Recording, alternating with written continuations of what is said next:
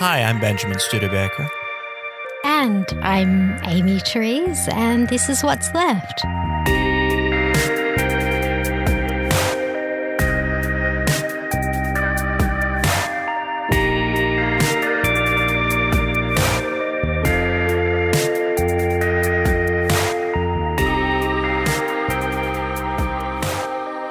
So today on What's Left, we're going to talk about Joe Biden and Elizabeth Warren and how they responded to the 70s and the extent to which their response to the 70s was similar.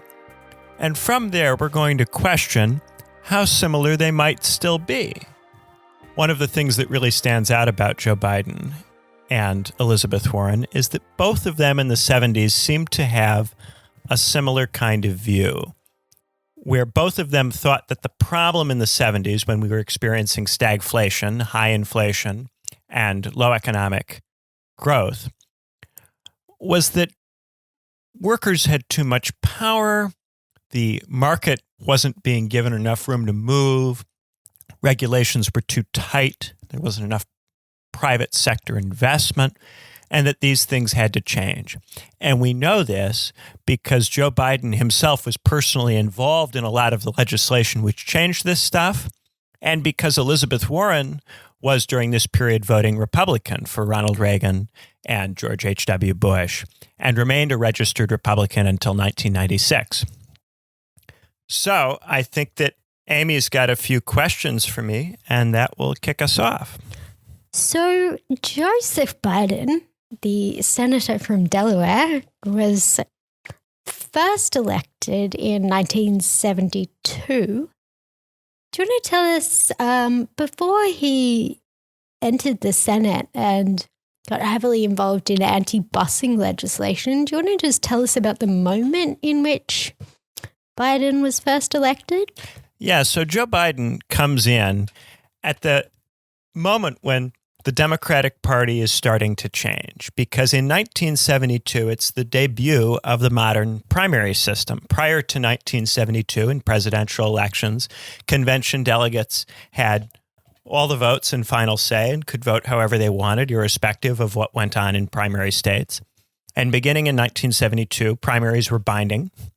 And those primaries were increasingly dominated by committed activists, educated people, professional class voters. The unions did not have the same level of influence in the new Democratic primary system as they had previously had.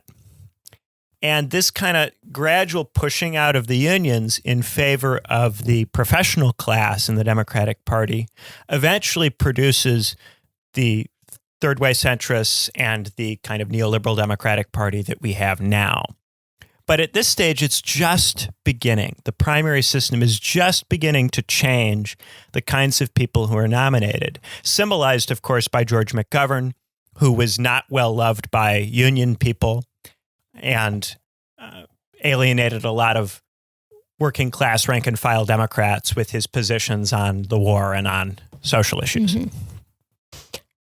And so, subsequent to being elected during the 1970s, what was happening economically whilst Biden was sort of undergoing his first, you guys have 6-year terms as senators, yeah? Yeah. Okay, so what was going down in his first term?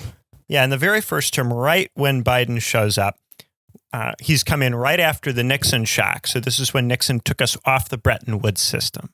And when Nixon took us off the Bretton Woods system, this meant that we were now free to run larger deficits because we were no longer having to be the guarantor of the European currencies. During the Bretton Woods era in the 50s and 60s, European countries kept dollars on reserve as a kind of gold standard. And they did this on the premise that we were going to maintain the convertibility of dollars into gold. So through the dollar, they were still connected to some kind of gold standard, and that meant that European currencies were all mutually convertible. This was abolished in 1971 by Richard Nixon because he wanted to be able to run a higher inflation rate than would be possible if you were going to maintain that dollar to gold parity. So by dumping gold in 1971, it becomes possible for the United States to run larger budget deficits and to accommodate larger inflation rates. It creates all kinds of monetary chaos in Europe, which leads to the creation of the ERM and the euro and all of that. But that's a different story. In the American context, what this means is that the government is now free to spend more freely on the Great Society programs and on Vietnam. But that spending kicks up the inflation rate. And that is made worse when in 1973 you get the first oil shock, when the OPEC decides to embargo the United States, to penalize the United States for its foreign policy intervention in the Yom Kippur War of 1973. And this leads to a massive spike in oil prices, and it also leads to a reduction in the growth rate because it becomes much more expensive for people to buy things when A, a lot of those things require oil to be manufactured, and B, even if they don't, they require oil to be transported. And so there's inflation brought about by the increase in the prices of consumer goods through the increase in the price of oil.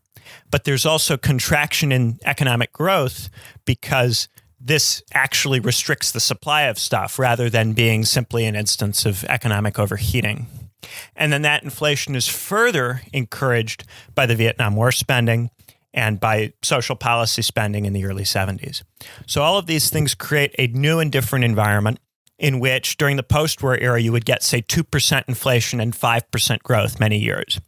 But now in the 70s, you're getting something more like 3% growth and 10% inflation in many cases, and periods of recession. So the United States goes through a period of recession in 73, 74. And all of this is pretty brutal. And it starts to kick off this set of arguments about whether the post-war system works anymore. And you have people on the left saying, see, Keynesianism was always just a short-term intermediary kind of system that could never last for a long time. What we need to do now is to go to socialism. But you have people on the right who are saying, see, Keynesianism has concentrated too much power in the hands of workers. It's made the economy too lethargic. The markets aren't flexible enough. The market has been weighed down by all of this regulation and all of these union laws. And the thing to do is to gut the unions, increase trade, increase the movement of capital, get rid of capital controls, start up the international trade machine, and get the wheels moving. And of course, this whole time, by the way, there's also an establishment, a Keynesian establishment, which says, just wait a little while. Eventually, the oil price will come down and everything will be fine. Just hang in there. Right. So 3 different movements, a kind of establishment Keynesian technocrat movement that just says, hang tight, guys, we got this. Mm-hmm. A left movement which says, see, capitalism always fails, go to socialism. And a right movement which says, we've got to go all the way back to the 20s. We got to take the chains off this thing. And it takes quite a while for any of these 3 proposals to really dominate. Initially, the Keynesians are still kind of running the show. During the Nixon years, certainly, the Keynesians are running the show because the Nixon administration is packed full of Keynesians.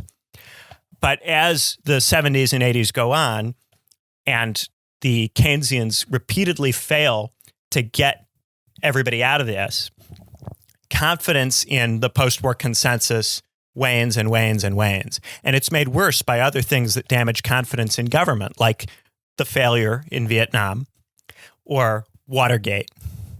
These things gradually erode confidence in elites, in those post-war elites. And if you're going to... Sorry, I just want to clarify. Go ahead. So you said 3 forms of establishment. You had the Keynesians in the Nixon government, and they were obviously in charge of like all the Great Society programs, that sort of thing. But then you had like the leftists outside of government sort of suggesting that like this is a breaking point for capitalism. We need to sort of rethink the whole thing systemically. Being a leftist, I imagine And like, obviously, Biden's a centrist. So Biden at this stage obviously would have been what? Yeah, at this stage, I think Biden would have been in league with the Keynesians. And the question for Biden is, how do I make what we're doing continually saleable to people in my district? And Biden hopped on the busing as a problem, a social issue problem for his reelectability. Yeah. And he also he ended up flogging that in the 70s. Yeah. And so, but then I imagine like Liz Warren must have been one of the leftists from outside, yeah? She was advocating. Who would have been one of the leftists? Liz Warren. She must have been advocating for. No. Elizabeth Warren at this time. No? No. Elizabeth Warren at this time would have been one of the right-wingers who thought that we needed to go all the way out with the markets, because Elizabeth Warren becomes a registered Republican. Right. So Elizabeth Warren, and not a Nixonian Republican, Elizabeth Warren gets involved to back Ronald Reagan. So, right. So just to clarify, Elizabeth Warren is considerably to Biden's right during this time. Okay. So when George Will calls her positively Nixonian, that was almost more progressive economically than... Oh, Nixon was way more progressive economically than Elizabeth Warren in the 70s and 80s. No, that's a post hoc thing. Now, people might argue that today the economic policies that Warren is proposing reminds them of Nixon. But this would be a movement to the left from where she would have been at the actual time that Nixon was president. Purely because, like, for lack of a better term, the Overton window has moved. Yeah. Elizabeth Warren has relocated herself a bit. And it's an interesting political transformation for her. And I suppose we'll come on to that later, yeah. Kind of as we kind of move toward the 90s when she makes that shift. Cool. I just thought I'd flag that at this point to get a feel for where she was then, and then we can take that up later. Yeah, it's worth pointing that out. You've got three groups at this stage, the kind of Keynesian center, which includes everything ranging from Lyndon Johnson to Richard Nixon. Then you've got the right, which includes Hayek, Friedman, and Ronald Reagan and Barry Goldwater and those guys. And then you've got the left, which is mostly out of government, but preponderantly activists and so Warren was a gold protesters and so on.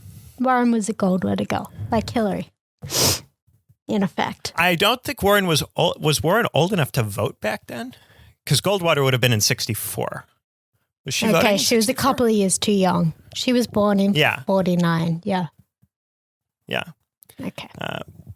So moving kind of forward here, as you move through the 70s, there are these repeated efforts to kind of get things under control. Briefly, during the early Carter years, it looks like things might be coming under control. But what ends up happening during the Carter years is that while there's a lot of people who think that the Carter years are going to be a period for some quite significant leftward movement, that doesn't materialize because Carter is considerably to the right of most of the Democrats in the Democratic Party in the late 70s. So much so that a lot of the more leftward forces in the Democratic Party in 1976 have an anybody but Carter movement, ABC, because they regard Carter as too moderate, to too much of a Southern Democrat, insufficiently committed to left-wing legislation. And all of the left-wing stuff that they try to do during the Carter years fails. It's interesting because during the Nixon administration, very often Democrats would refuse to support relatively left-wing policy by our standards today on the grounds that it didn't go far enough. The Nixon administration would propose various expansions of the social state, and the Democrats would go, no, that doesn't go far enough. We're going to wait until the next Democratic president, because surely when they come along, we'll be able to do all of this and more, just like we did under Lyndon Johnson. Like Andrew Yang. Right. But that isn't what happens. I make that as a joke, only to inform listeners that, in fact, there was a UBI proposal back in that era that Nixon was toying with it, yeah? Yeah, Nixon was toying with a basic income proposal. Right, and the Democrats at the time thought it wasn't high enough, yeah? Yeah, they thought it was too small and too weak and not good enough. Hilarious. Okay, please do carry on. Yeah, so when Carter becomes president, he turns out to not be very effective at passing legislation. Very little of this stuff gets through. What does get through is watered down. And not only that, but Carter is starting to pass reforms that go in the opposite direction. Carter is getting involved in deregulation. Carter appoints Paul Volcker chairman of the Federal Reserve. Paul Volcker thinks that the way to deal with inflation is to be very, very aggressive with it, even at the cost of increasing unemployment and driving down growth rates. Mm-hmm. And this was all kicked into overdrive in 1979 when the Iranian Revolution kicks off in response to our foreign policy in Iran. And when that happens again, the oil price skyrockets, inflation skyrockets, and growth collapses. And so going into the early 80s, you have again another situation of stagflation. And then you have the Carter administration attempting to fight that inflation with Paul Volcker's monetary policy, which means that the monetary policy is raising interest rates and further inflaming the recession in the early 80s, making it exceptionally brutal and nasty. Mm-hmm. So the effect of all of this is to make Carter basically unelectable in 1980. And that allows Ronald Reagan to get in, even though Ronald Reagan's critique of Carter is that Carter is too left-wing. Reagan proceeds to get into office and do a more hardcore version of the things Carter and Volcker were already doing. But it's Morning in America. Now, by the time Morning in America comes in the mid-'80s, what's happening there is that firstly, the oil prices come back down because there's been an oil glut. And so the oil price collapses in the mid-'80s. Mm-hmm. The second thing that happens is that Reagan at one point gets panicked about re-election because in the 1982 midterms, Reagan gets stopped by old school Keynesian Democrats. Mm-hmm. And so Reagan does some stimulus to try to boost the growth rate going into 83 and 84. And that works. That in combination with the falling oil prices produce a good moment. Mm-hmm. And that good moment convinces people that Reagan understands economics and that Reagan has the right of it. Yep. So even though Reagan is able to kind of get us out by returning to some of the stuff that had worked in the past, that is treated as evidence that he has a new model that is workable. And throughout this whole period, Elizabeth Warren is supporting Ronald Reagan and the Republicans. Yep.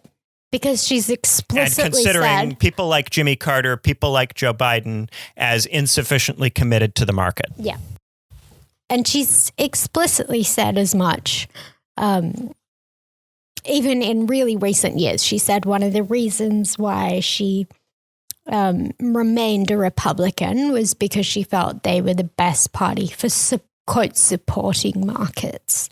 And that remained a Republican holds all the way out until 1996. So it's not just the Nixon years. It's not just opposition to Carter. It's not just support for Reagan. It's not just support for George H.W. Bush. It's support for George H.W. Bush against the Clintons. It's the contention that the Clintons were not sufficiently supportive of markets in 1992. All of that is implied by her continued membership of the Republican Party until 1996. Well, it's not just implied. She has explicitly said that's why she remained in the Republican Party. And it was only by 1996 that she decided that the Democrats were starting to be the better party for markets, i.e. once Clinton had had his first term and done all manner of deregulation fuckery. That's when she switched to Democratic. Right, because Clinton's first term, among other things, includes welfare reform. It includes the crime bill. It includes a whole lot of stuff, doesn't it? Yeah. So I'll read her quote on the issue. I was a Republican because I thought that those were the people who best supported markets. I think that is not true anymore. I was a Republican at a time when I felt like there was a problem that the markets were under a lot more strain. It worried me whether or not the government played too activist a role. So again, it was the first term of the third way neoliberal Clinton administration where he completely took a hacksaw to whatever was left after Reagan, and really liberalized markets and fucked with the regulation in the finance sector as well. And it was only Glass-Steagall comes at the end. Exactly. At the end, yeah. That comes at the end of the second term. Oh, I see. Okay, so he wasn't known quite about that that at that time. But I imagine it probably. But she definitely would have known about welfare reform. She definitely would have known about that. Crime bill, all of it. Yep. Yeah. So all this time, what's Joe Biden doing? Well, the Democrats, as they continue to move further away from the union model and continue to move closer to professional class voters, they have a hard time sustaining broad mass support. And the way that they tend to go for it in the 80s and 90s is through repeatedly triangulating with Republicans on increasingly more things. So first you've got 1984, where Walter Mondale runs for president, and Mondale is Carter's vice president, and that's a straight rerun of 80 from the Democrats' point of view. That's the last attempt by the Democratic Party to win on something vaguely resembling the 70s model. And from there, you go to 88. Now, in 1988, Joe Biden runs for president, and he's running for president with a group of relatively young Democrats, all of whom are looking at various kinds of ways that they can accommodate Reaganism. Because by 1988, Morning in America has happened, and Americans are convinced that Ronald Reagan solved some kind of problem that the Democratic Party of the 70s was not capable of solving. So that means that you get people who are triangulating with the Republicans on economic issues. Mm-hmm. But the triangulation is partial and incomplete. Some Democrats are going harder and some are going less hard. It's not clear to everybody how much you need to give on. So, for instance, Dukakis triangulates on economic stuff, but he doesn't triangulate on crime. Dukakis is still, from the point of view of Republicans, soft on crime. And famously in a debate, he says he would oppose the death penalty even if his own wife were killed. And so Dukakis, who prevails that cycle, ends up not triangulating on enough, or at least that's the narrative that develops. And throughout this neoliberal period, every time a Democrat loses, the argument is they were too left-wing, they didn't triangulate on enough. Biden, who runs in 88, was also running as one of these triangulators. He was not running as a leftist. He was not running as someone who was defending the left wing of the party. He was running as one of the young, fresh faces.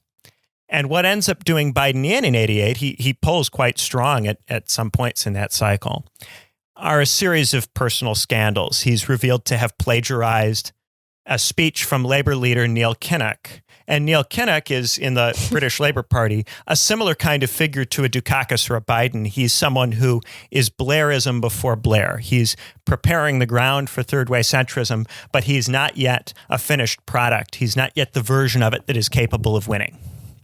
So it's only too appropriate that Biden steals from Neil Kinnock in particular, because they have a very similar kind of role at that time.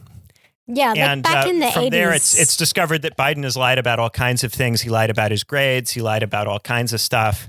And so his credibility is kind of shot, because that's the 80s when everyone really cares about personal scandals, and Biden is forced to drop out. But when he drops out, he says he'll be back.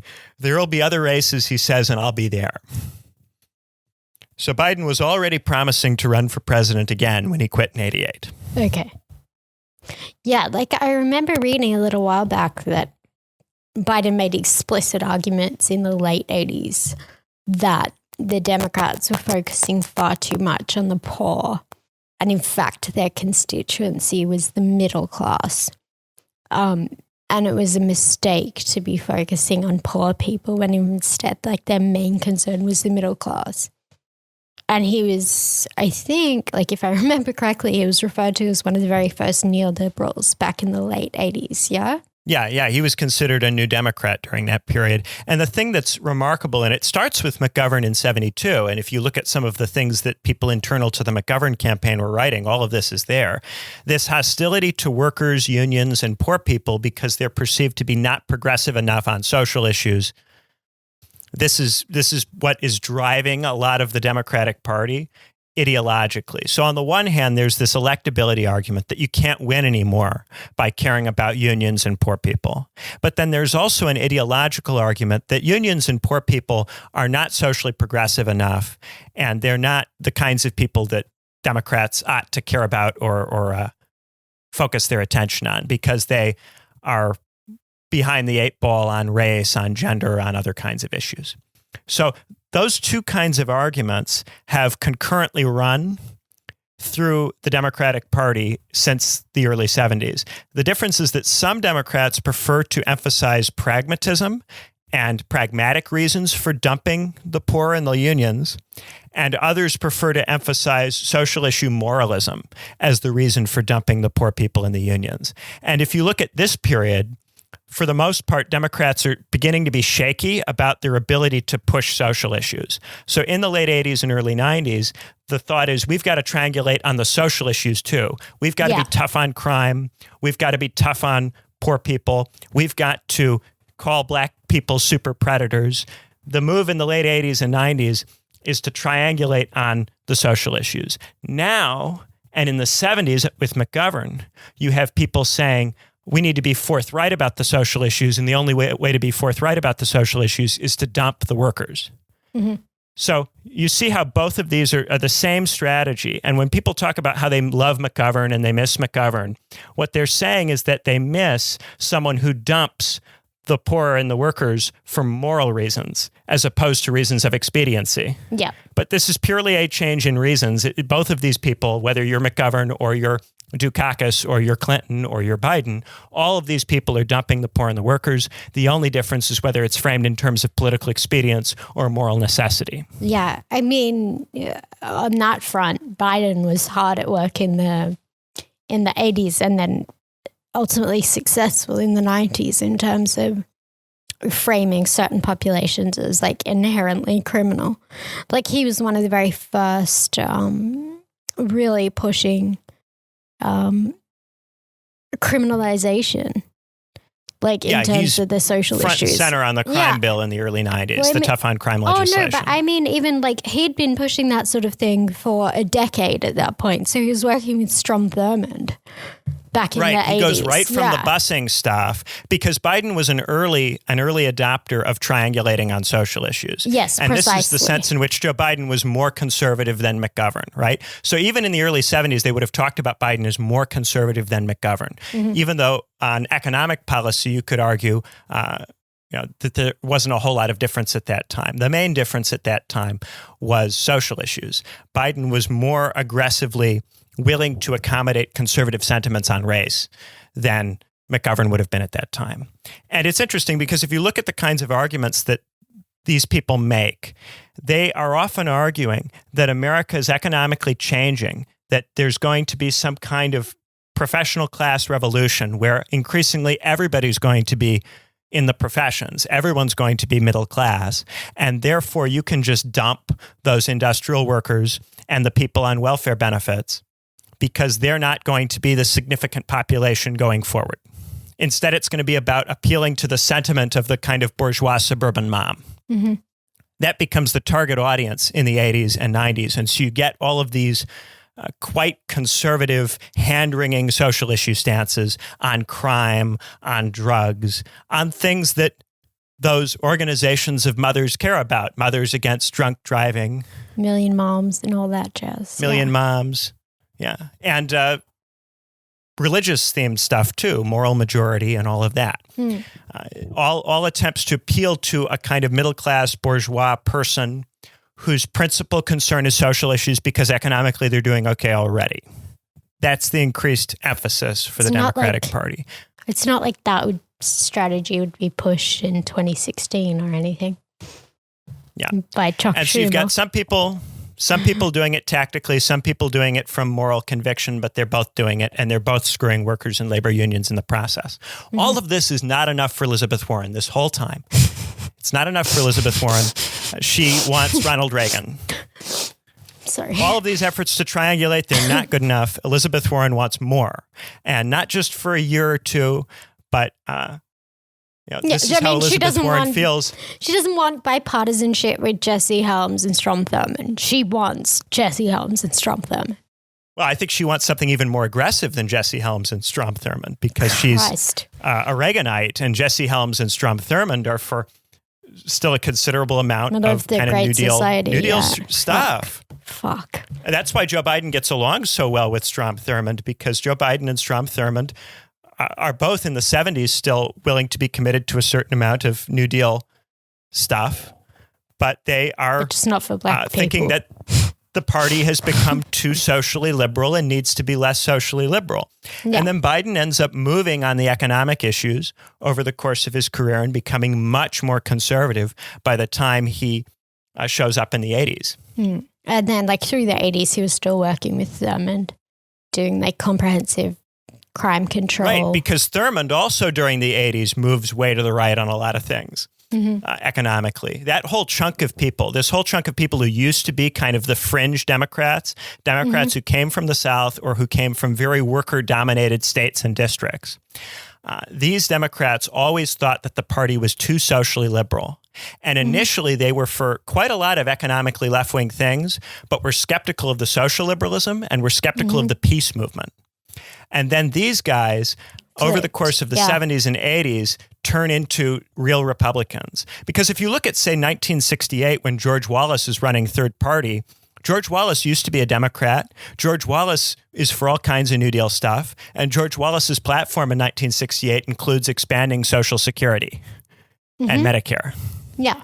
So, Biden was definitely in with Strom Thurmond and definitely in with that kind of crowd early in his career, and did a lot of things later in his career that demonstrate that. But the thing that's important to bear in mind here is that on economic issues, Elizabeth Warren was to the right of not just Joe Biden, but George Wallace, Strom Thurmond, all of those people. All of them. I think there's also, to my mind, something I think, and I've said this previously, but I think liberalism as a political sort of ideology and discourse, it sort of lends itself to people just basically being sponges of vague consensus sponges. And I really think that much of Biden's career just basically kind of reflects that, right? Yeah, because Biden has been in politics his entire life. And what has happened is that over Biden's career, different kinds of things have come into vogue. Biden spent more than 40 years in elected office. And during that immensely long period of time, there were so many different things that came into vogue. And what made Biden successful politically was that he could be friends with anybody, ride any wave, and adapt himself through his personal friendliness to any moment. But I genuinely think that's what sort of liberalism is. That's what it means to be you look liberal. at Elizabeth Warren, I see a little bit of a slight difference there, because for Elizabeth Warren, she was initially part of the right-wing vanguard. Yeah, I don't think she's necessarily... I feel like there's something about her that's a bit less paradigmatically liberal. I think she's more of an opportunist in many ways. Well, I think one of the things that's interesting about Warren is that Warren has such a habit of getting on people's bad sides because she's not as good at reading moments as someone like Joe Biden. Yeah. Which is why Elizabeth Warren, as soon as Barack Obama tried to put her in charge of the Consumer Financial Protection Bureau, nobody would really have her because she's not very good at talking to people in a language that appeals to them. Joe Biden can go into any room and talk to anybody. I have a theory about that. Yeah? It's a 4-syllable word beginning with M. M. Help me out. Misogyny. No, I'm kidding. I honestly, I think, actually, no, maybe let's save it for a B-side sometime. It's not misogyny. I would say many women have had very long careers in politics, in part because many women have a set of skills that's similar to Joe Biden's. Sure. But Elizabeth Warren's career has been much shorter and much more fraught with mistakes and serious moments where her career has been in doubt that have been brought about by her own inability to talk in the way that people in various rooms need and want her to talk. Sort of people get the shits when Hillary is cited as a example in relation to Warren, but I genuinely think one of the things that I think, like, I see them as almost identical, only Warren doesn't even have the skills to be a mafia don, in as much as she doesn't have any henchmen. Like, she's got the same politics, but she's also fucking alienated everyone. Whereas at the very least, Hillary was like a mafia wench who had her hitmen and her relationships with people such that she could call on them when needed.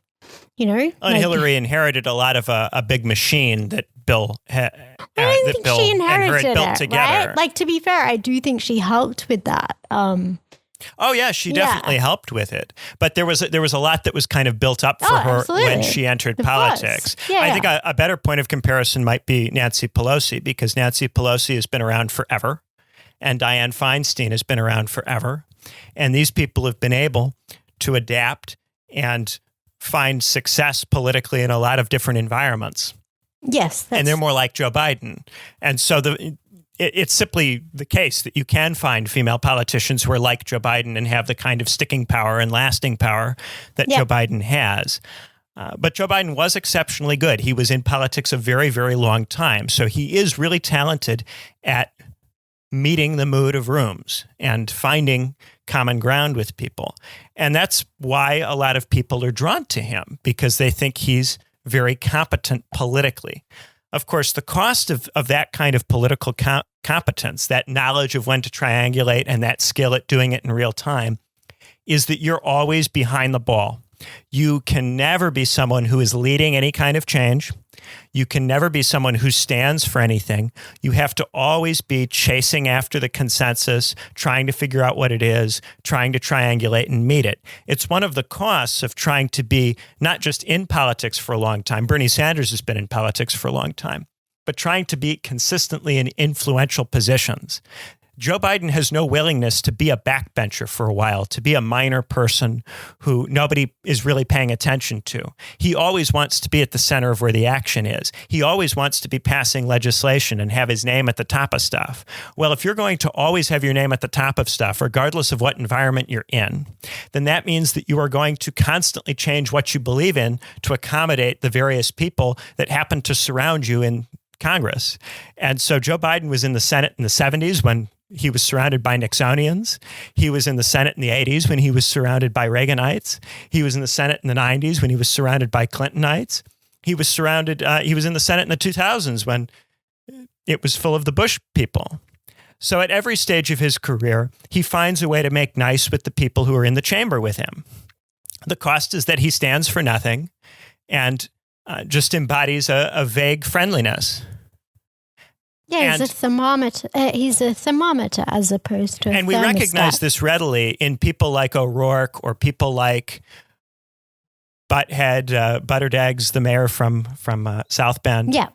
We recognize that immediately in those people because they're young.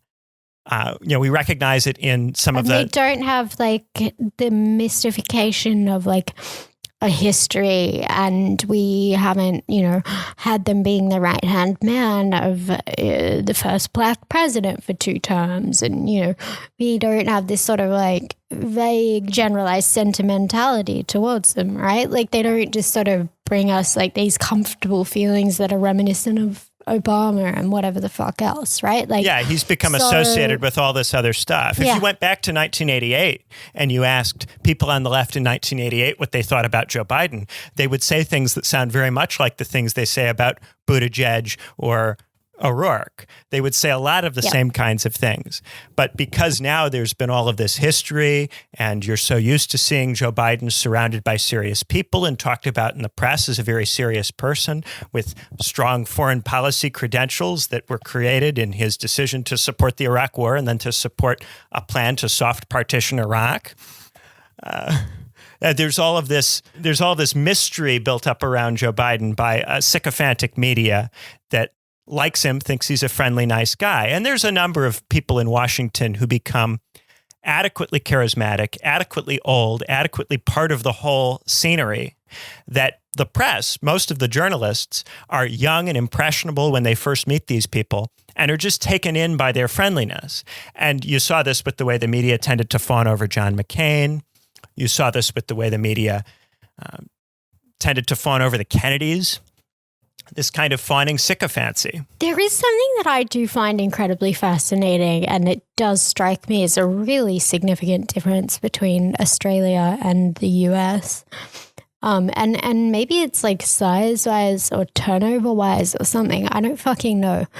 But it feels to me that your media is in like the state of the perpetual present.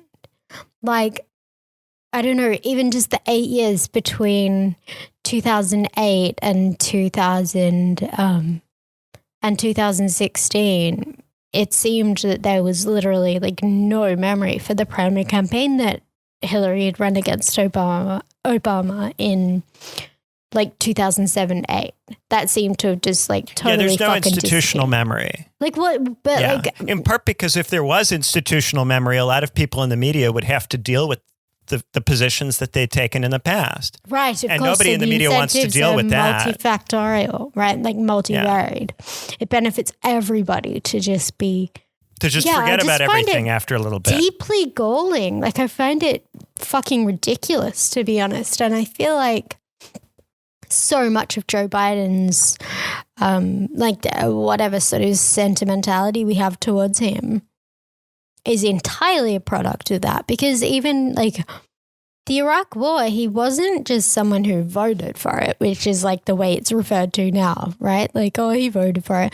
No, he fucking championed it, like in a major way, such that you had like Scott Ritter, one of the UN weapons inspectors, a former UN weapons inspector, was like, well before the invasion, was calling out people like Rumsfeld and Biden specifically, who was head of the Foreign Affairs Committee. It's like calling out Biden for the fact that basically all he was after was a pretext to invade. Like this motherfucker was like deeply pushing for this for a considerable period of time. Yeah, and this is what gave Biden this status as a kind of foreign policy expert. And this is what was in a lot of people's minds politically when Joe Biden became Barack Obama's vice president. It was, wow, Barack Obama is going to have quality foreign policy advice from Joe Biden. And many people who are skeptical of interventionism saw Biden as their buddy in the White House because relative to Hillary Clinton and John Kerry, he was more cautious than them on Libya and Syria.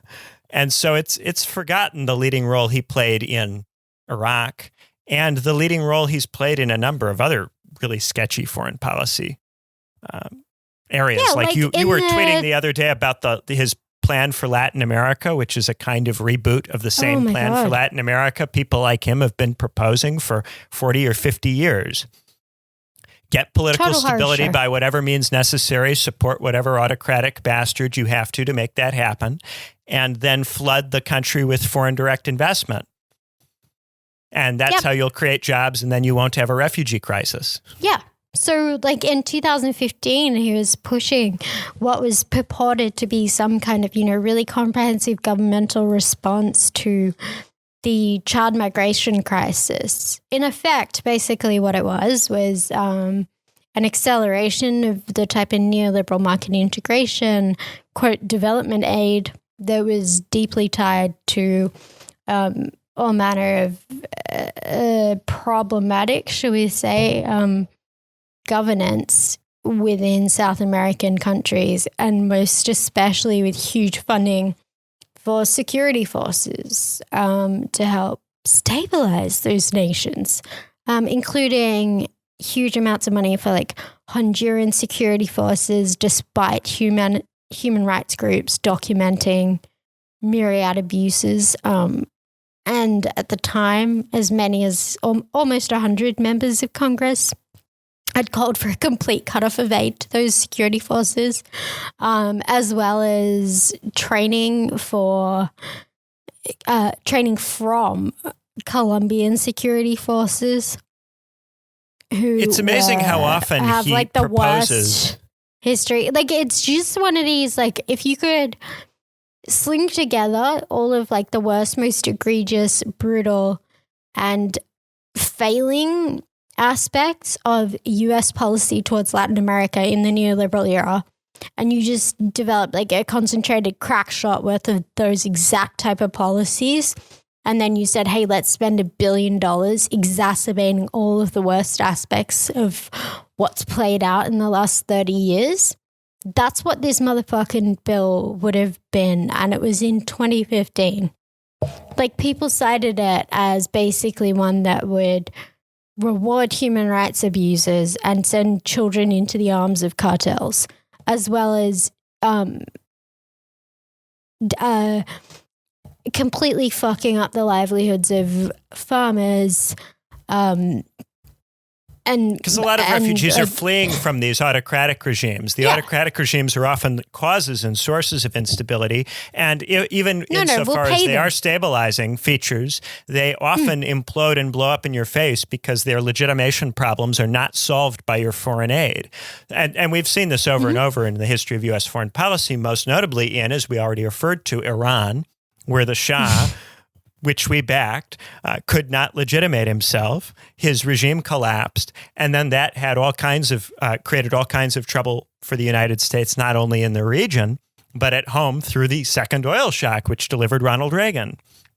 So it's the same kinds of mistakes that people have made. It's like a highlight reel of the worst mistakes of imperialism, all put together. That tends to be Joe Biden's foreign policy. The partition plan, the soft partition plan that he's known for, is reminiscent of what was done in India, what was done in Palestine by Britain. These kinds of plans have never worked very well. Benjamin, it was not a partition plan. It was a federalization plan for Iraq. Gosh. Yes, ignoring that federalization is typically about unifying a territory that is split up. Typically speaking, when you are increasing the regional powers of units that were previously more unified, I call that devolution. And devolution tends to lead to more devolution and to stronger pushes for independence and to things that eventually promote partition. So you don't think that their idea, as in Bosnia, to maintain a united Iraq by decentralizing it, giving each ethno-religious group, Kurd, Sunni Arab, and Shiite Arab, room to run its own affairs while leaving the central government in charge of common interests? No, because what it does is it reifies the distinctions. It reifies the distinctions among the groups, causes the groups to think of themselves as more separate than they previously did, and that encourages them to then demand or push for full independence. But Benjamin, they could drive it in place with irresistible sweeteners for the Sunnis to join in. Oh, wait. A plan designed by the military for withdrawing and deploying American forces and a regional non-aggression pact. A pact for non-aggression. Yeah. So you use a bunch of language and legalese to try to cement something which de facto you are eroding.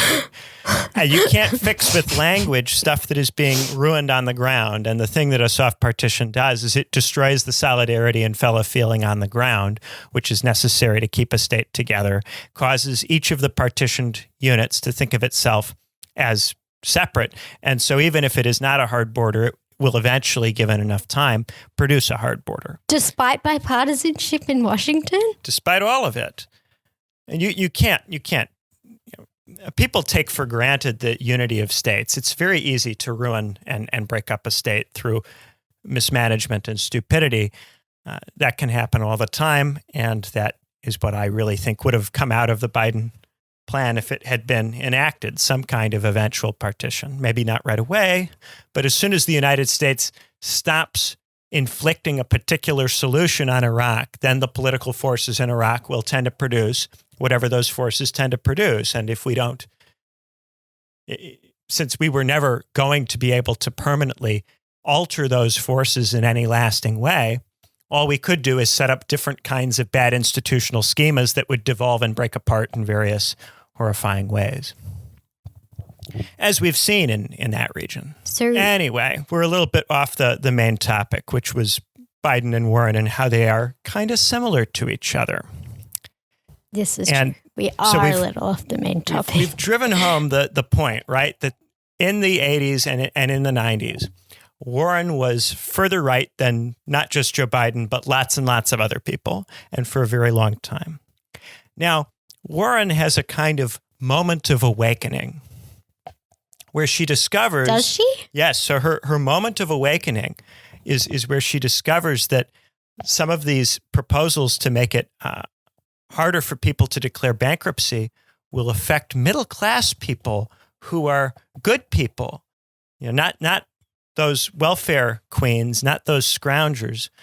Good, nice people who are trying, aspirational people, middle-class people. And so this is what causes her to feel that maybe things have gone a little bit too far. Now, the issue is, if you think that you're going to legitimate capitalism, well, you can't just legitimate capitalism with the capitalists because there aren't enough capitalists to produce sustainable governing majorities, right? It's already legitimate for them, right? Like if you're the capitalist, you're in the ruling class. Right. So you need to somehow legitimate it. Nobody needs to fucking tell you that the system's working. You know full well by your living conditions. Like you're fucking fine. Right. You don't need someone to... Yeah, exactly. Yeah. It's obvious to them. So you need some way to increase the size of the coalition. You need to legitimate this system to more people than just the owners of capital. And the class that is easiest to legitimate the system to is the professional class, the managerial class, because this group of people makes more money than the working class. And you can tell this group of people a story about how they're meritocratic and they're good, virtuous people, and that's why they've become professional class as opposed to working class. So you tell them a story about how their professional class status stems from their being better than other workers, and you pat them on the head and you give them a little bit of extra money, but still an amount of money that is very, very small relative to the amount of money capital makes. I like to use the example of NBA players. NBA players who make, say, $10, $20 million, they're still professional class relative to the owners of capital who pay them. Steve Ballmer, who owns the Los Angeles Clippers, could hire 3,600 NBA players who make $10 million for a year before he would run out of wealth. So the scale between the capitalists and the professionals, even quite well-to-do professionals like basketball players, is really immense, let alone your rank-and-file ordinary doctor, lawyer, accountant, executive. So all of these people are brought in by being told that they're morally virtuous and they're good people and so on.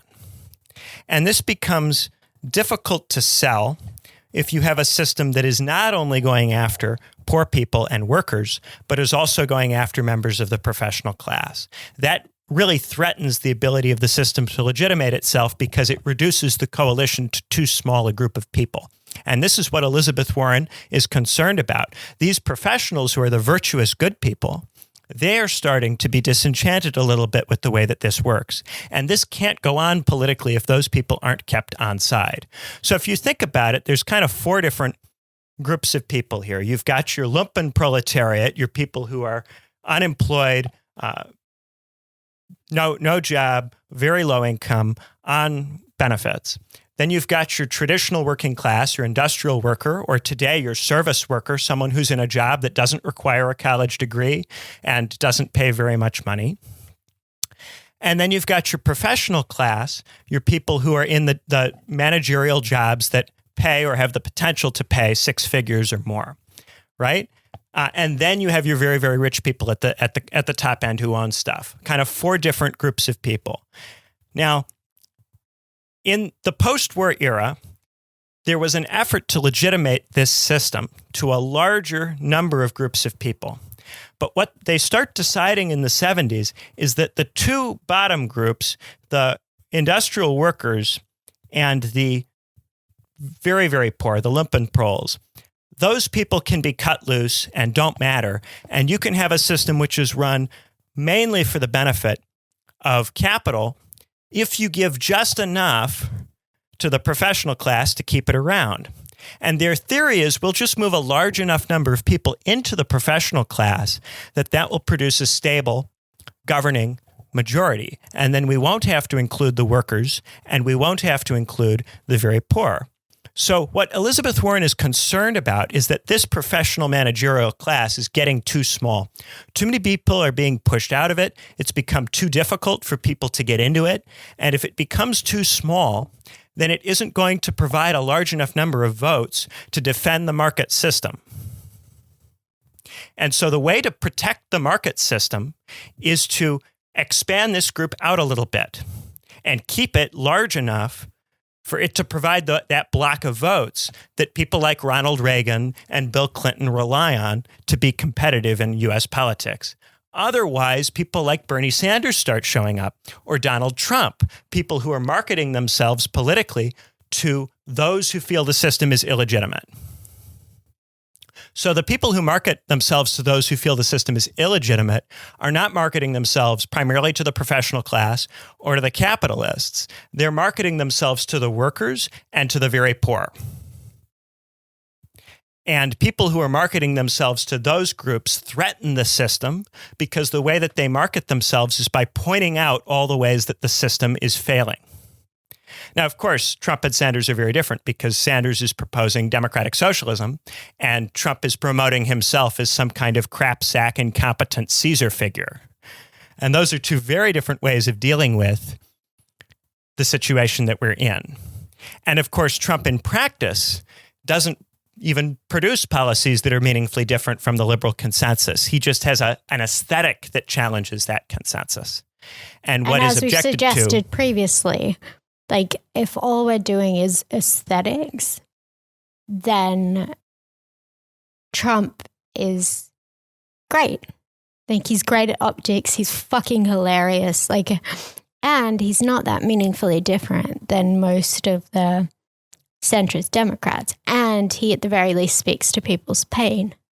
So if we're talking aesthetic politics, which is ultimately what all the centrists are, and then Trump is like aesthetic politics in terms of like banging the drum about how everything's busted and how he's your guy. But then ultimately when he gets into office, he's just totally leaning casually into fairly standard Republican fare in terms of the way he governs. Like his tax plan and his Exactly. healthcare proposals and so on. The thing about Trump is that, and the reason that so many people in the elite still don't like him, is that there is a cost to legitimating the system with someone who constantly talks about how bad it is. In that the long-term legitimacy of the system is eroded by the presence of someone like Donald Trump. Exactly. And so he's a very unsatisfying response to the crisis because he, yes, allows you to continue doing the things politically that you've been doing for a long time and have wanted to do. But the cost is that he's going to continue undermining the legitimacy of everything, creating more space and more opportunity for other people to come along who may not have the same shared platform as the elite and who may be more dangerous to the elite's interests in various ways.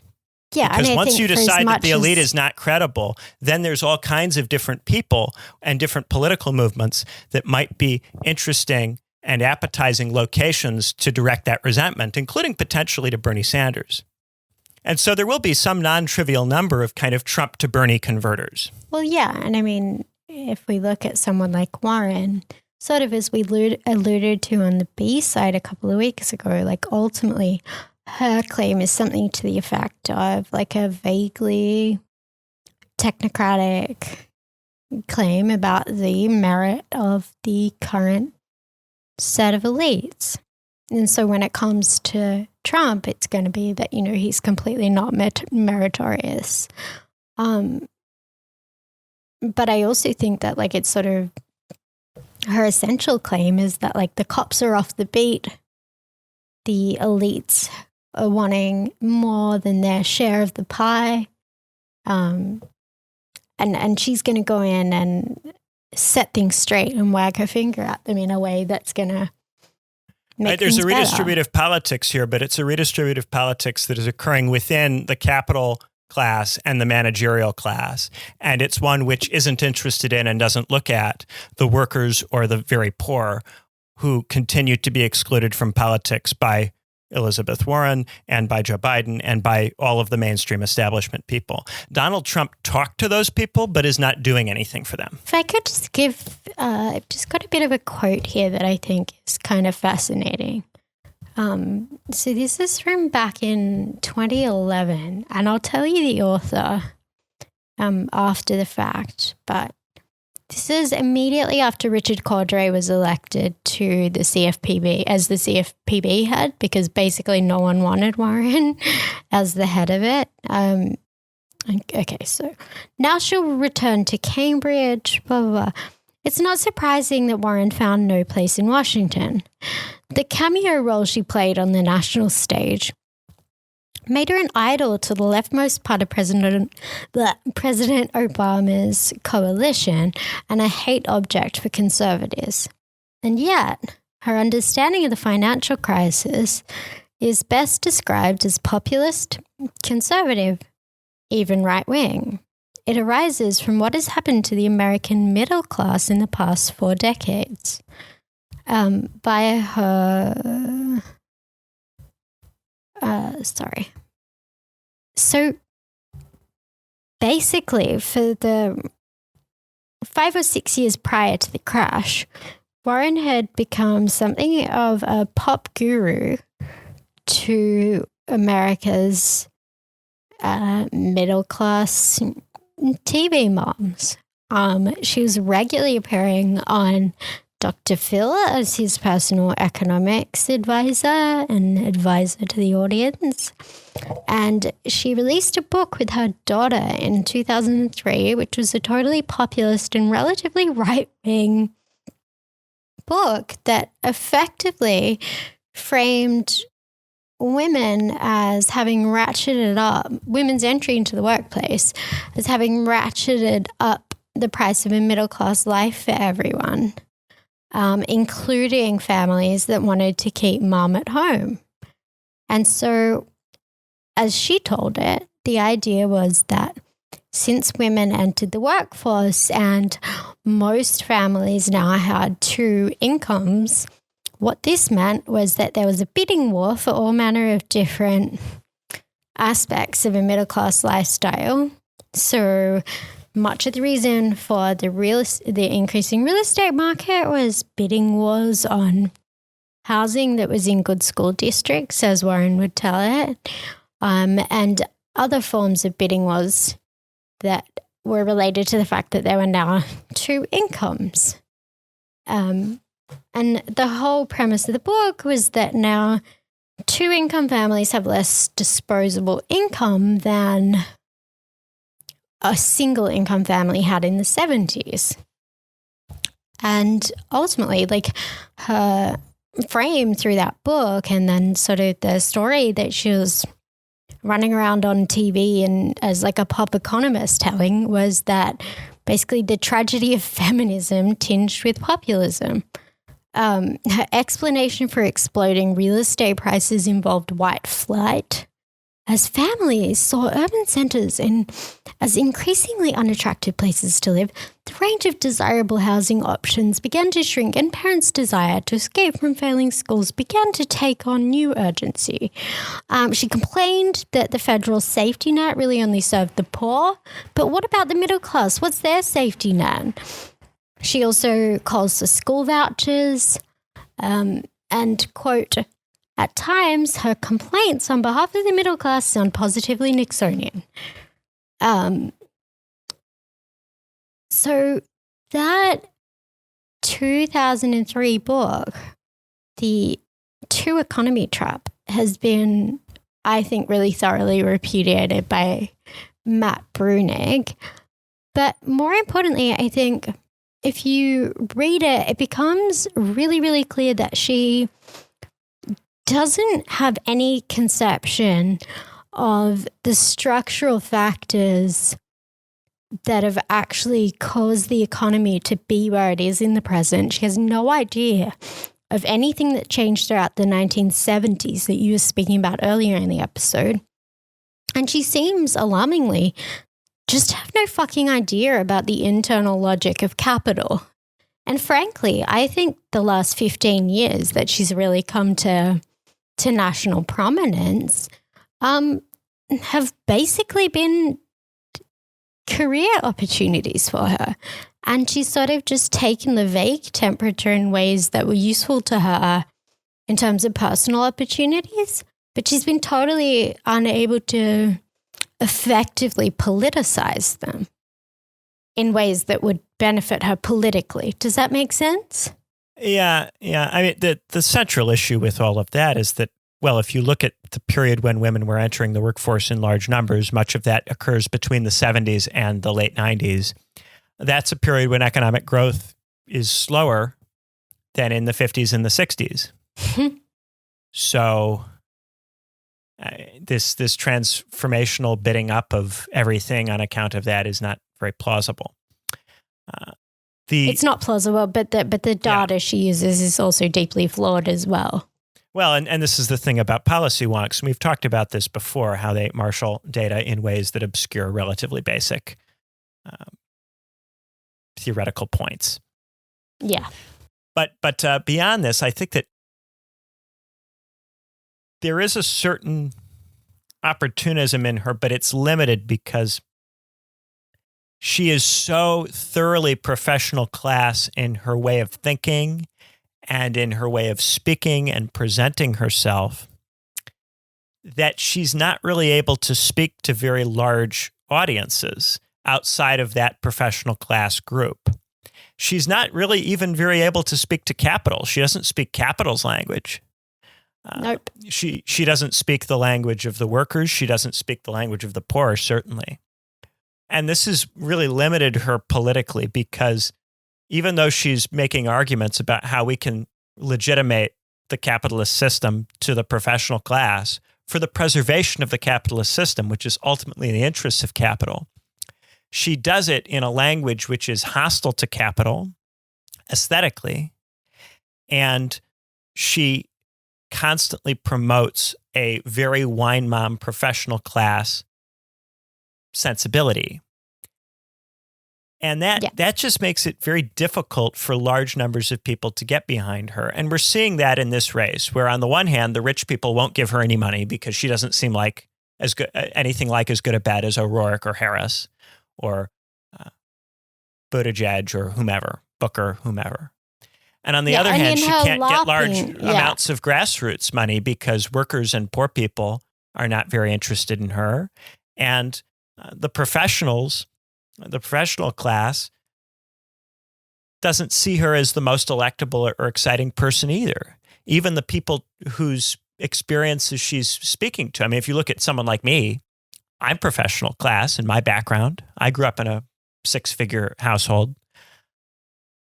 She doesn't speak to me. I see Bernie Sanders as more relevant, even to my own narrow material interests than her.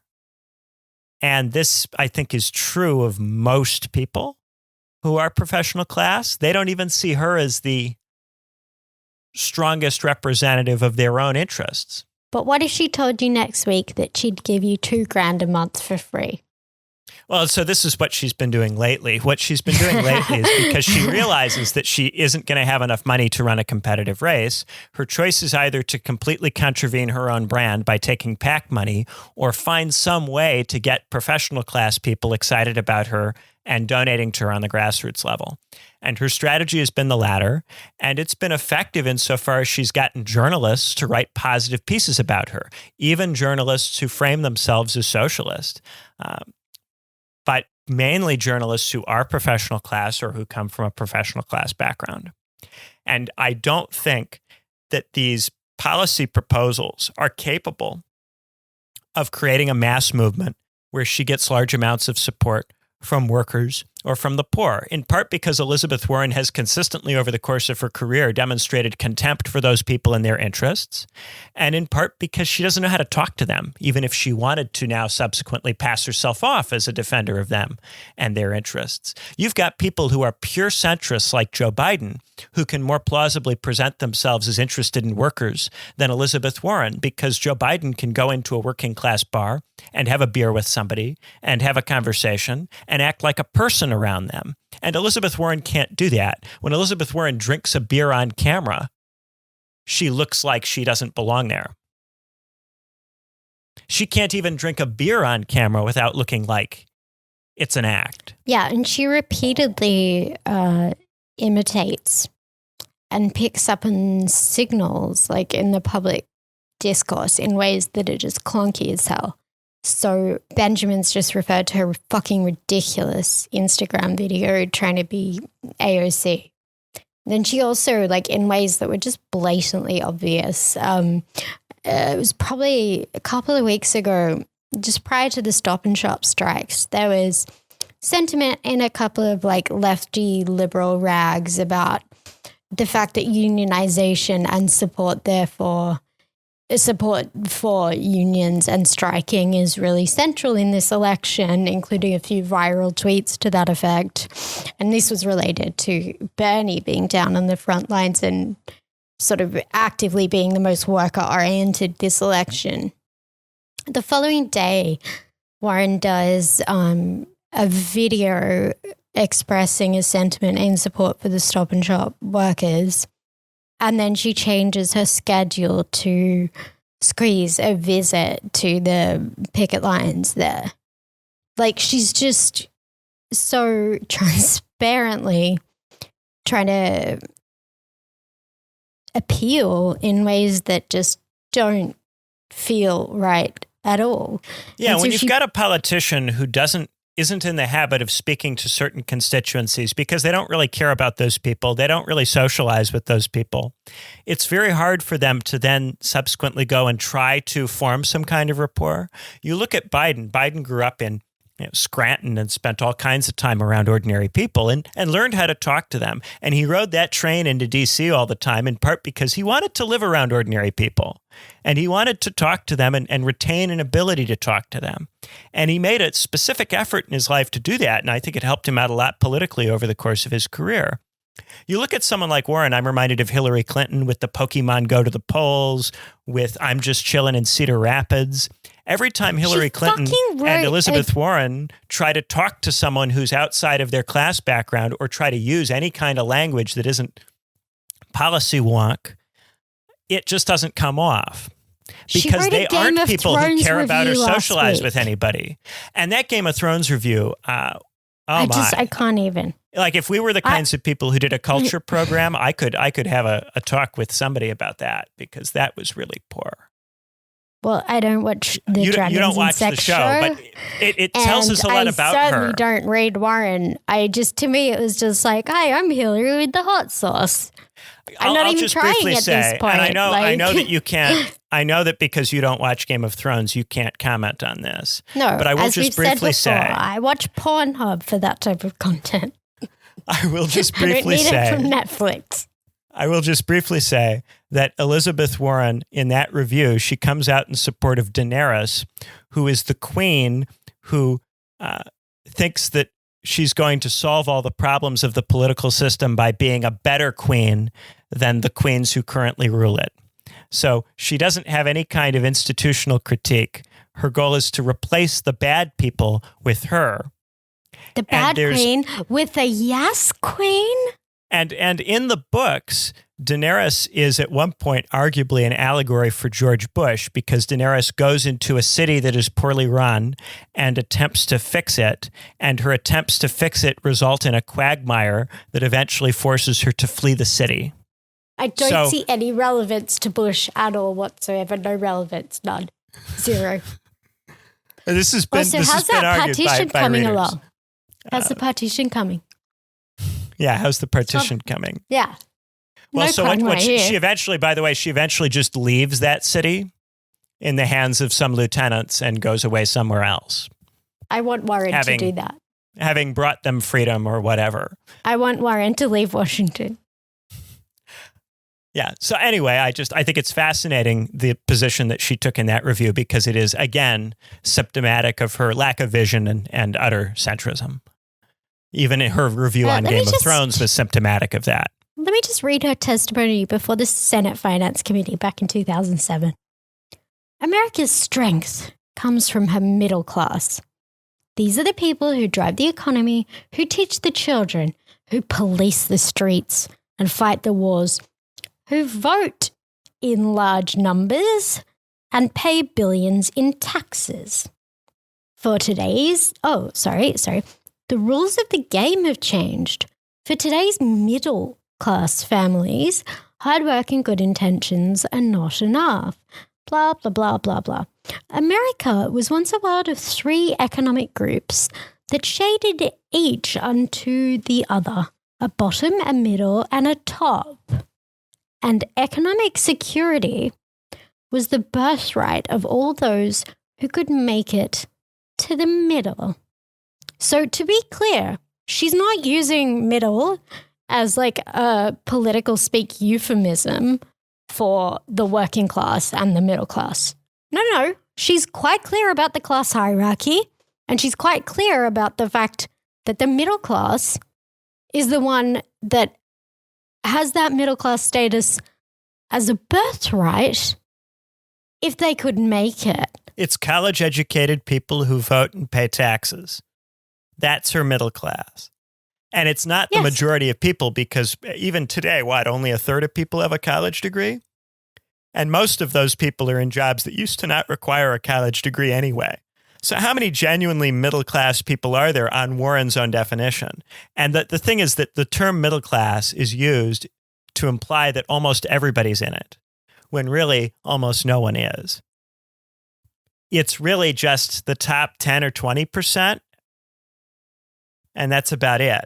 Today, the lines dividing Americans are changing. No longer is the division on economic security between the poor and everyone else. The division is between those who are prospering and those who are struggling. And much of the middle class is now on the struggling side.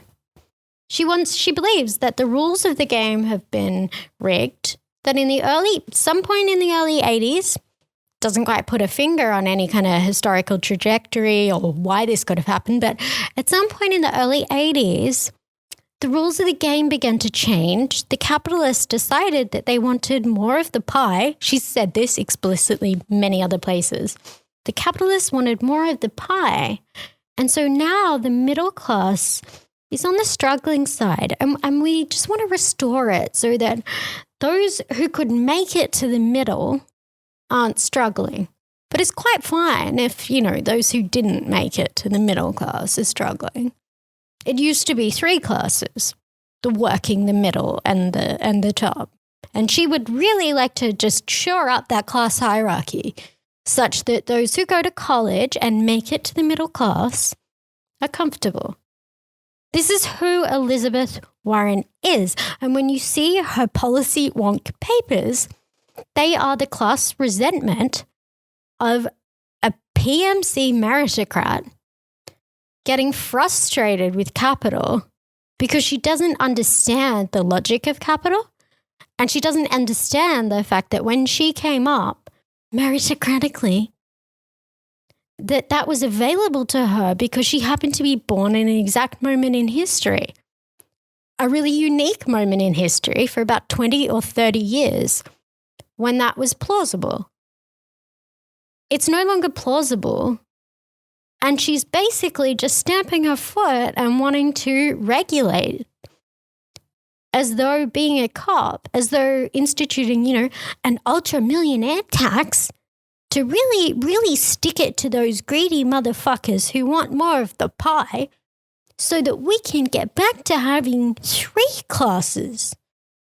Right, a competent politician, a competent centrist politician. Of those who could make it to the middle. Yeah, a competent centrist politician knows that you work for the interests of capital, but you look after the interests of the professionals so that they'll keep supporting you, and then you talk in a way that gets you some of the workers some of the time. That's what a competent centrist does politically. Elizabeth Warren is not a competent centrist, so she alienates capital, and she alienates the workers, and then she offers a kind of maximalist professional class politics. But the professional class is 10 or 20% of the population. A lot of people in the professional class still like other candidates better than her. And what that means is she has no base. She's got no money. She's got no votes. She's not going anywhere. She's just hanging around, eating up space, wasting everybody's time. And who keeps presenting her as if she's anything else? Journalists, university-educated, professional-class journalists who feel the same kinds of resentment, who feel that being a writer, being a journalist isn't what it used to be, that they're not respected as much as they used to be, that they're not paid as much as they used to be, that their employment isn't as stable as much as it used to be, that being a journalist increasingly feels like a working class job and not a professional class job, that they worked way too hard for that and spent way too many years in school to feel that way. Yeah, she touches all their erogenous zones. Yeah, she's the candidate that's why of when that she throws person. red meat, they're there just salivating over it like motherfuckers. And conveniently for Elizabeth Warren, those are the people who run so many of our magazines and newspapers and so on. And there's so many of our writers who play such a large role in the discourse.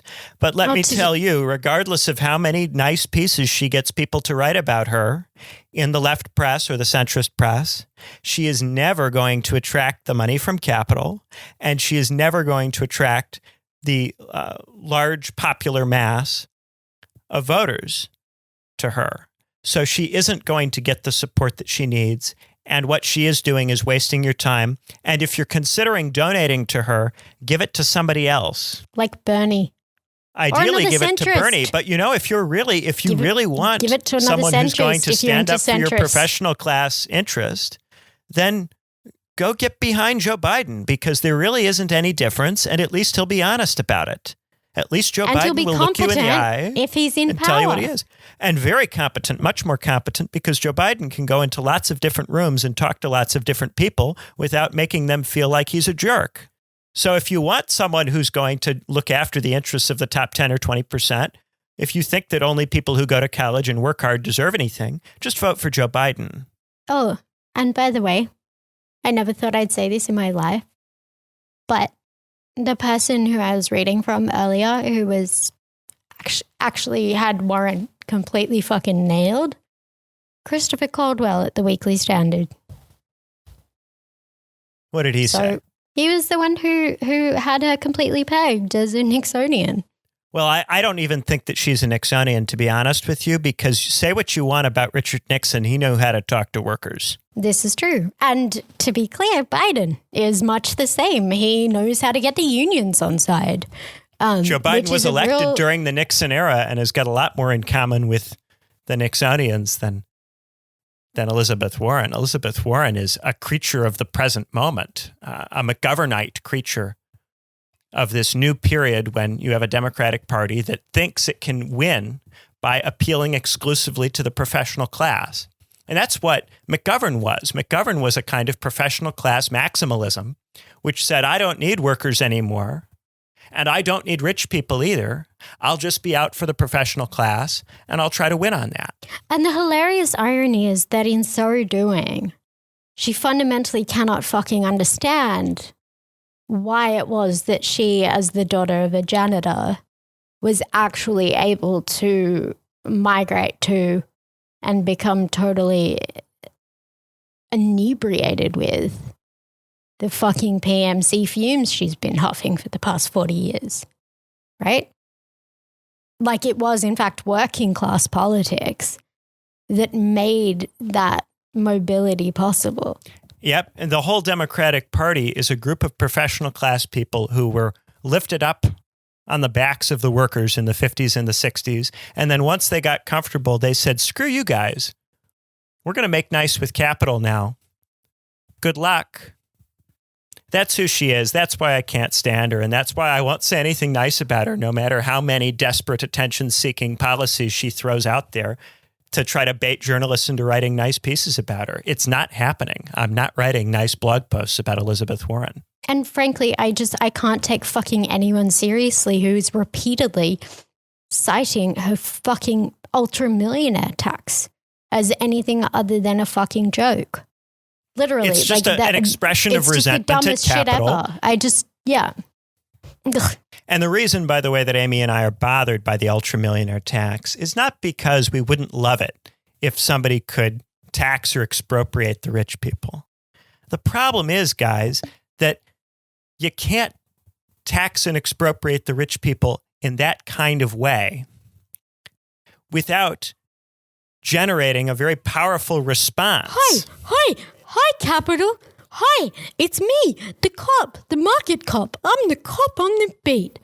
I'm coming to let you know that you greedy capitalists have been taking too much of the pie, and I've written out this really good piece of legislation. And my legislation is going to take your capital right from behind your back. All the markets need is a good cop. I'm the good cop on the beat. Problem is, I'm the capital cop. Here I am. This is going to work. The problem is that the Senate and the Congress are full of people who have been put there with capital's resources, not workers' resources, and certainly not the professional class's resources on its own. And so she's not going to be able to pass that kind of legislation unless she can marshal the resources of the workers. But she's not interested in marshaling the resources of the workers because she thinks they lack merit and aren't worthy of sharing in the pie. If they were worthy, they'd go to college and become professional class. So because she's not interested in engaging the workers, they're not going to be part of her coalition, which means her coalition will never be large enough, strong enough, materially powerful enough to deliver enough seats in Congress to pass an ultramillionaire tax. To pass those kinds of taxes, you need a politics which draws upon the workers. And therefore, you need to speak to the workers in some way. And when you produce a fundraising total, which shows that although you have the highest name recognition of any of the candidates, and although you have got, you were the first to jump into the race, the very, very first, your fundraising total is lower than not just Bernie's, but Kamala Harris's and Pete Buttigieg and Beto O'Rourke, even though Buttigieg came into the race, 2 months later? Nobody had even heard of him? No, he formally announced last week. He was only 3 months a week later? prior. No, he was a week prior to Biden formally. Geez. This is a guy who came in very, very recently and is just a mayor from a small city in the middle of nowhere, and he's got more money than Elizabeth Warren. He resonates but that's more. because she's a fake leftist now and she's allegedly not taking back money. So that's hamstrung her because she can't figure shit out. Right. But see, this is the thing. You've got to get your money. She has no fucking sense. You've got to get your money either from a broad mass base or from rich people. Those are the two places to get money. Has no constituency. And she alienates everyone. And this is... Yes, that's what a professional class only politician does. A professional class only politician alienates everyone. And that, by the way, guys, is why McGovern lost. Not because he was too left wing, but because McGovern alienated everybody who wasn't professional class. Absolutely everyone. And that's what Democrats repeatedly do. The kind of left liberal Democrat is not an actual democratic socialist. It's someone who just wants to stick up for the professional class and will say mean things about the capitalists, mean things which alienate those capitalists. But they'll also say mean things about workers and workers' values and workers' merit and standing in society. So these people put themselves on an island. Yeah. We've alluded to that, I think, with things like the Electoral College episode, that sort of thing, just as one such example. And it's fascinating to me watching the journalists talk about all of this because they're so unaware of their own class position. They are overwhelmingly professional class and overwhelmingly resentful of capital, but also disdainful of workers and worker values. And so they can be taken in by these candidates that are not going to have any kind of mass appeal, could easily lose to Donald Trump, and are never going to generate high turnout or high grassroots fundraising. Well, yeah, like PMC folks have no fucking political sense. So they read something that appeals to like their own kind of meritocratic, scholastic senses. But see, I'm freaking PMC. Means. I go to Cambridge. Why can I see this and they can't? It astounds me how much they're unable to see it. We know this. We know that you're an outlier. You and I are outliers. I think it comes down to a lack of ability to imagine the circumstances and experiences of other people. And I think it also comes down to the fact that a lot of these people grew up in liberal blue cities where they weren't really exposed to other kinds of people. I'm from Indiana. Yeah, they're just submerged in it. Yeah. So I have a couple of quotes relating to Biden and Warren that I think help illustrate kind of where they're at similarly. So back in the 90s, former Biden staffer recollected on how Biden's team had to, quote, think up new excuses for new hearings on drugs and crime every week. Any connection, no matter how remote. He wanted cops at every public meeting. You'd have thought he was running for chief of police. And Liz Warren, speaking to The Atlantic about her Accountable Capitalism Act in 2018, speaking about the economy, she suggested that there's always somebody who will see if they can run the light. The question is whether we maintain good rules and an effective cop to enforce those rules. This is where the wheels came off starting in the 80s. So they're all just cops, basically. It's just that Biden knows that using that rhetoric in ways that attract a populist base is useful. Whereas Warren tries to use her cop shit in the direction of capital. And that won't work. Warren took up a poison chalice. It was appetizing for a certain group of people, a certain group of professional class people to hear this kind of language. But the reason that no one was talking that way, or very few people talk that way, is because most politicians know that that kind of language puts you on an island where you don't have the support of workers and you don't have the support of rich people. They know better than to use that kind of language. I mean, it was good for... And for her... It was useful on Dr. Phil. It was useful on Dr. Phil. It was useful in building her a national profile. But some kinds of language, some kinds of discursive moves put a ceiling on your political career that you can't see until you hit it. The same thing has been going on with AOC and some of the rhetoric AOC has been using regarding race. Alrighty. I think we're done here. I don't want to get in any more trouble. Okay. Alrighty. So that's about all from us for this week. As always, we'd love it if you could give us a rating and review on your podcast store. And if you'd like to have access to our patron-only second episode each week and all the previous episodes, head over to patreon.com/what's left. And if you'd like to reach out to us, we are on Twitter at whatisleftpod and Gmail at whatisleftpod. But I believe that's all that's left from us for this week. Bye. Bye.